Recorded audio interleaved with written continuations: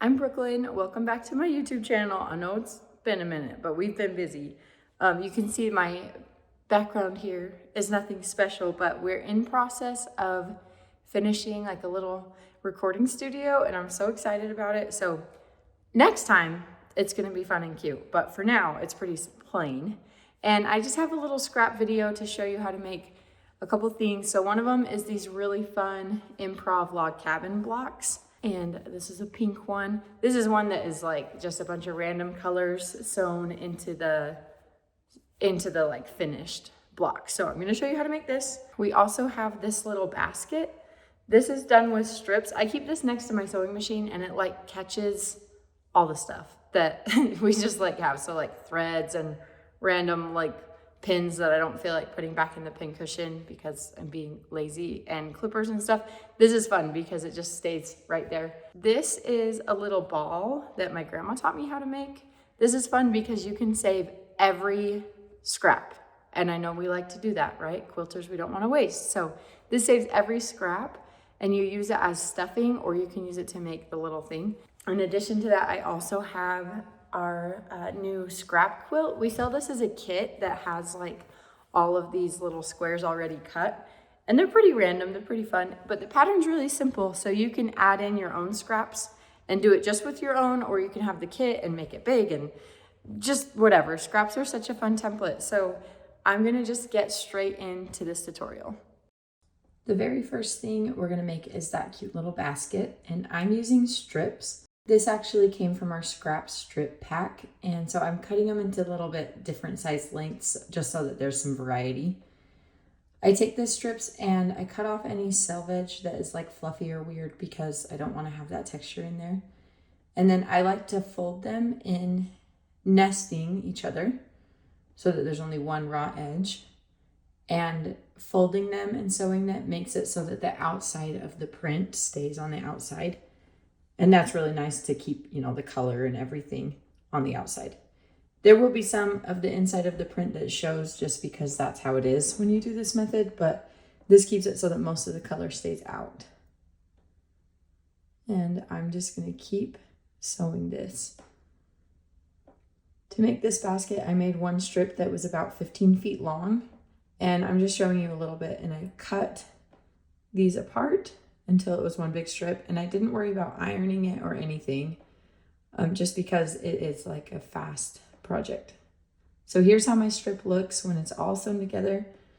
I'm lining it up and finding the center and then just cutting that apart. Then I am sewing it in half just on the very end where I'm going to be tying my knots. So you tie these pieces together and then pin it to something that you can roll. I have a bolt, so I just pinned it to the bolt and just started twisting it. It can be kind of tricky to manage the twist on the back end, and sometimes your seams are gonna pop because you're pulling on them. And you can see I just sewed it back together really quick. It doesn't have to be perfect. But as you go down, if your long string gets too hard to manage, you can always just cut it and sew it back together, or you just kind of untangle the ends. And I like to wrap it as I go. And I hope your fingers move this fast, but this is sped up. So hopefully it makes sense and you can see what I'm doing. I got to the end of this and I am doing just like ends of bobbins that I have in weird colors because I think that scrappy look is so fun. So you're gonna make a little like ball of that string. So it's not a ball, it's like a flat thing. So make the flat thing until it's about 2 inches and then pin it in place. And then just sew like an X over the top.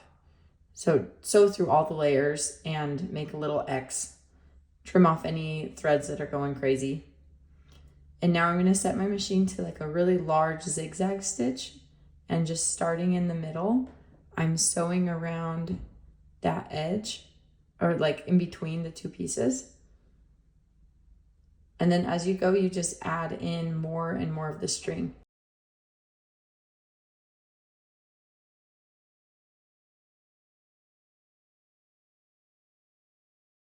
You can stop here when it gets to like 6 inches and make it kind of a coaster, or you can keep going as a basket. So I made my flat spot, and then now I am going to start lifting it up so that it has a twist, kind of like a basket would.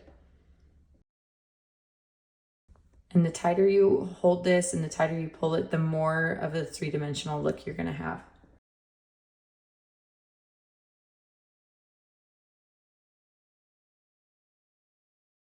If you wanted to keep it flat, you can make it into a rug just by keeping it flat as you go. Mine's pretty open, and honestly, it was kind of hard to figure out how to make it more like slanted, but it made it work. And as I was going, I left a little gap so that I could put in the little handles, and I just thought that was really fun.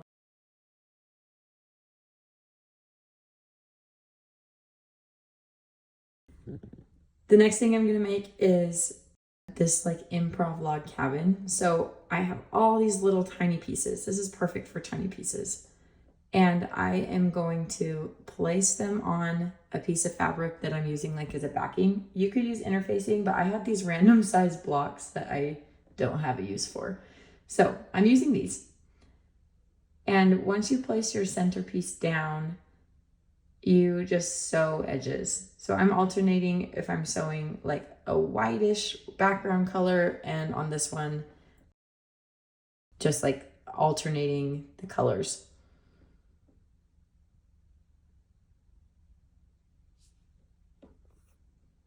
Then I press that open, keep the seams nice and flat. And I'm looking for one that kind of matches the size. There's this weird little gap here, so I'm just gonna add a little seam, add another little piece. A little more scrappy, the better. Not a lot of that will really show in this block just because it's right on the edge, but it'll keep it from showing the bottom. So now I have this all, I'm gonna square it around the block or around that back piece of fabric. This is really great for like pieces you really hate. I didn't like this yellow now that I have it. So I made 4. I have them all squared and they came out to 5 inches. So now I'm taking a 2.5 inch square and a 2.5 by 5 inch rectangle. And I'm using that to sew in between the blocks that I made to make a finished quilt block. I love the look of doing like the white on one side and colors on the other. This also came from the strip pack that I used in making the basket. And it was just like the little odds and ends. Plus, like, I mean, odds and ends, we have scraps everywhere, right?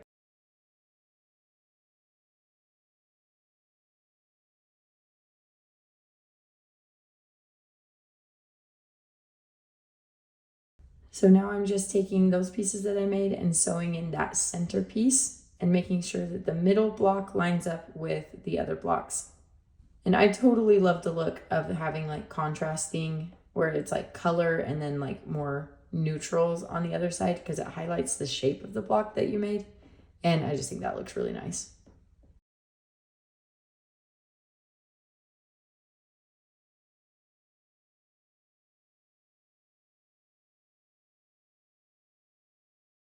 And now you have a finished block. You can put these together, make a quilt or wall hangings, whatever you like. This next thing is really fun. My grandma taught me how to make these and she likes to make them out of minky. So I have this little football shape and I have a link for the template in the description. It doesn't have to be precise, but it helps make it really neat when you cut me nicely. You take these strips, you need 6 total. So if you don't have scraps that are big enough to make 6, you can always make your own version of fabric by sewing multiple strips together. And I loved how it looked on this little ball. I'd actually never tried this before because I've always done like minky version. So doing it out of cotton was fun. And I just was pointing out that I switch up my bobbins. I'm using like all my odds and ends weird bobbins. I cut those strips because I wanted it to show a little bit more. So I made them a little smaller so I could make sure that that color is part of the ball too. Now we're gonna press this open. Well, first we're gonna sew that. I check with the template to make sure that it's the right size before I'm done. And now I'm going to press all of these seams open. And I'm kind of picking an angle to see like how I can lay this out and make sure that they all kind of coordinate, because I like the look of having like the same angle across the whole ball. If you're not familiar with these pens, this is a friction pen, which is a heat erasable pen. And though they're technically not made for fabric, I absolutely love them. I use them all the time. So it just leaves a mark that when you iron, it's gonna go away.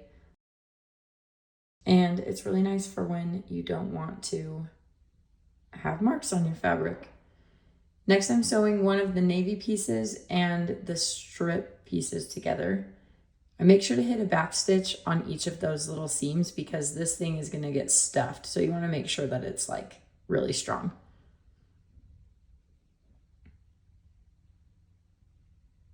I'm using a 1/4 inch seam allowance on this.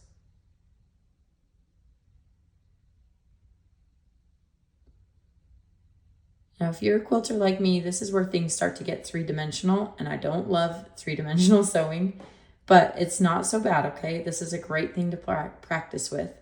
So you're gonna take 2 of your pieces that you made and sew them together, just like you did before, but now you have the 4. I'm sewing along this just kind of as a stay stitch to make sure that those little ends don't come unraveled. And now I'm pinning this blue to another strip line or a strip segment and sewing down that edge. When I go down to the bottom, I sew over the bottom edge, like it gets kind of bulky, but I just sew over the top a couple times to make sure that it's strong.